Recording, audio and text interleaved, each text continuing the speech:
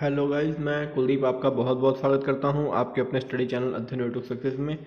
और आज हम अपने करंट अफेयर्स के नए वीडियो में तो चलते हैं बिना टाइम वेस्ट करते हुए अपने पहले क्वेश्चन पे।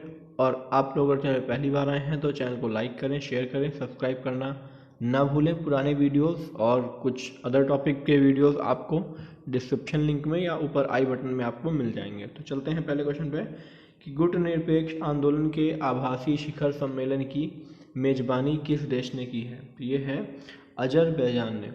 गुटनिरपेक्ष आंदोलन यानी एनएएम के आभासी शिखर सम्मेलन की मेजबानी अजरबैजान गणराज्य द्वारा की गई है।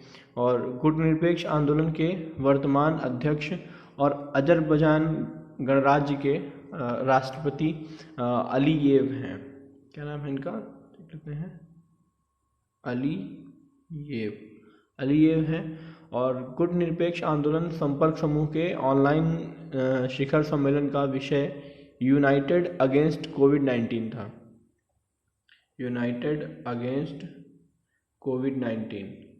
इस शिखर सम्मेलन का उद्देश्य कोविड-19 वैश्विक महामारी के खिलाफ लड़ाई में अंतर्राष्ट्रीय एकजुटता को बढ़ावा देना और इस वैश्विक महामारी से निपटने के लिए विभिन्न देशों और अंतर्राष्ट्रीय संगठनों के प्रयासों को गति देना था। तो अब बात करें अगर अजरबैजान की कैपिटल क्या है तो वो है बाकू। और यहाँ की करेंसी क्या है, अजरबैजानी मैनेट। चलते हैं अगले क्वेश्चन पे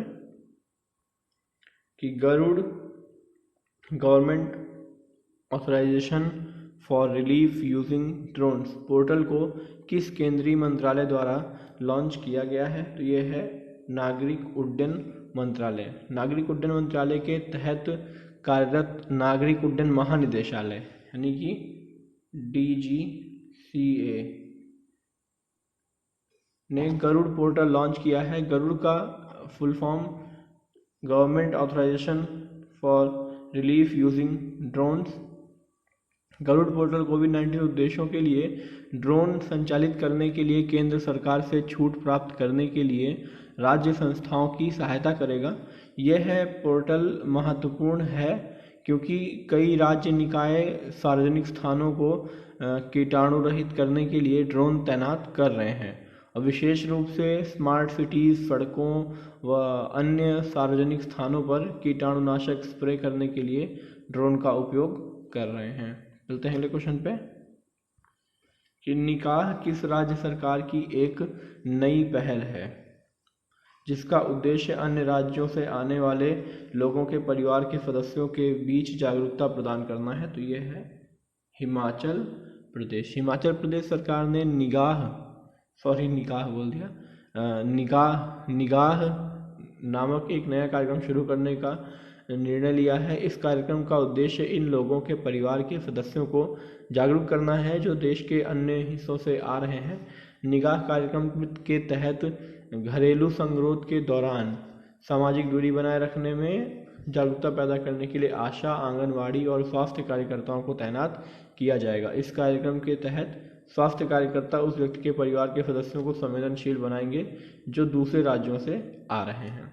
चलते हैं अगले क्वेश्चन पे।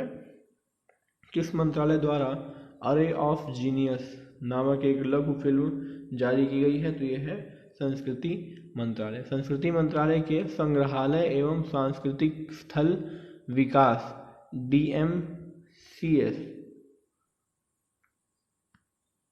ने 2 मई 2020 को सत्यजय रे की 100वीं जयंती समारोह की शुरुआत को चिन्हित करने के लिए ऑनलाइन लघु फिल्म अरे ऑफ जीनियस लॉन्च की है। लघु फिल्म सत्यजीत रे की फिल्म निर्माण की प्रतिभा और कला, डिज़ाइन, साहित्य और संगीत के क्षेत्र में उनकी व्यापक उपलब्धियों को रेखांकित करती है। पुरस्कार विजेता निर्देशक अनिरुद्ध रॉय चौधरी और संपादक अर्घ्य कमल मिश्रा ने संदीप रे और society for the preservation of Satyajit रे आर्काइव्स की मदद से यह फिल्म बनाई है। फिल्म में निमाई घोष की तस्वीरों को दिल्ली आर्ट गैलरी की मदद से दिखाया गया है। चलते हैं अगले क्वेश्चन पे कि हाल ही में रोनाल्ड विवियन स्मिथ का निधन हो गया। वे किस क्षेत्र से जुड़े हुए थे। तो ये है इतिहासकार। रोनाल्ड विवियन स्मिथ दिल्ली के स्मारकों और गलियों के प्रसिद्ध इतिहासकार और इतिहास लेखककार थे। आर.वी. स्मिथ द्वारा लिखित लोकप्रिय पुस्तकें Delhi that no one knows और कैपिटल विग्नेट्स हैं। उन्होंने समाचार agency Press Trust of India यानी पीटीआई और द स्टेट्समैन अखबार के लिए भी काम किया है। वह भारत में ब्रिटिश शासन के दौरान ग्वालियर आर्मी के कर्नल सल्वाडोर स्मिथ 1783 से 1871 के वंशज थे। उन्होंने अंग्रेजी साहित्य में अपनी मास्टर डिग्री प्राप्त की। 1956 से समाचार पत्रों के लिए लिखना शुरू किया और 1996 में समाचार संपादक के रूप में सेवानिवृत्त हुए। चलते हैं अगले क्वेश्चन पे कि निम्न में से किसने कोविड-19 पर एक मल्टीमीडिया गाइड कोविड कथा को लॉन्च किया है? तो ये है डॉक्टर हर्षवर्धन। केंद्रीय स्वास्थ्य और परिवार कल्याण मंत्रालय और पृथ्वी विज्ञान मंत्री डॉक्टर हर्षवर्धन ने विज्ञान और प्रौद्योगिकी विभाग के 50वें स्थापना दिवस पर कोरोना वायरस पर एक मल्टीमीडिया गाइड कोविड कथा को लॉन्च किया है। मल्टीमीडिया गाइड महामारी पर संयुक्त और प्रामाणिक जानकारी देता है, जिसने एक उत्तेजक और इंटरैक्टिव मोड में वैश्विक समुदाय को जकड़ लिया है। चलते हैं अगले क्वेश्चन पे कि प्रो बीबी लाल इंडिया रिडिस्कवर नामक ई बुक किसके द्वारा जारी की गई है? तो ये है संस्कृति मंत्रालय। केंद्रीय संस्कृति मंत्रालय प्रहलाद सिंह पटेल ने महान पुरातत्ववेत्ता प्रोफेसर बीबी लाल के शताब्दी वर्ष के अवसर पर 2 मई 2020 को नई दिल्ली में ई बुक प्रोफेसर बीबी लाल इंडिया रीडिस्कवर्ड का विमोचन किया।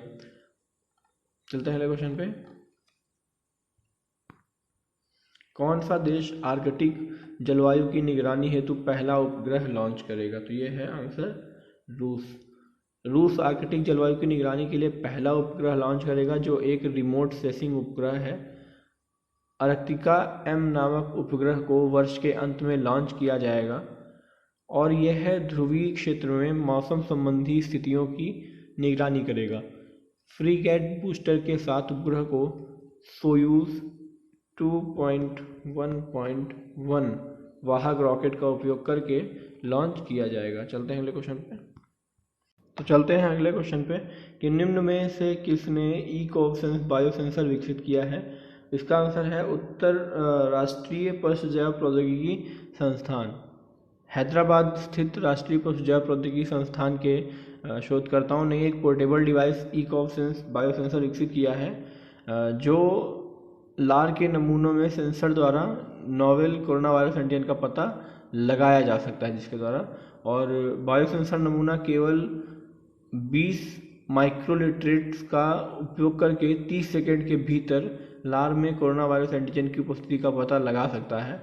वर्तमान में बायोसेंसर्स का उपयोग दुनिया भर में मादक दवाओं और विषाक्त पदार्थों का पता लगाने के लिए किया जा रहा है और संक्रामक रोगों का पता लगाने के लिए एक विश्वसनीय उपकरण के रूप में भी लिया जाता है। चलते हैं अगले क्वेश्चन पे कि विश्व अग्निशमन दिवस की तिथि को मनाया जाता है? तो यह है 4 मई को। अंतर्राष्ट्रीय अग्निशमन दिवस प्रतिवर्ष 4 मई को ऑस्ट्रेलिया में झाड़ियों में 5 अग्निशामकों की मृत्यु के उपलक्ष्य में मनाया जाता है और इस दिवस के द्वारा अग्निशमन कर्मचारियों को उनके साहसिक व बलिदानी कार्य करने के लिए आभार व्यक्त किया जाता है। लाल और नीले रिबन को जे एडमंडसन ने अंतर्राष्ट्रीय अग्निशामक दिवस के प्रमुख प्रतीकों के रूप में चुना है। नीले और लाल रिबन को 1 सेंटीमीटर चौड़ा और 5 सेंटीमीटर लंबा काट दिया जाता है, जिसमें शीर्ष पर 2 अलग अलग रंग होते हैं। लाल रंग आग को दर्शाता है और नीला पानी को दर्शाता है। तो गाइस, कैसा लगा ये वीडियो? उम्मीद करता हूँ अच्छा लगा होगा। अगर आपको वीडियो पसंद आया है तो वीडियो को लाइक करें, शेयर करें और सब्सक्राइब करना ना भूलें। और इसी के साथ चलते हैं और मिलते हैं अगले वीडियो में। Thank you guys.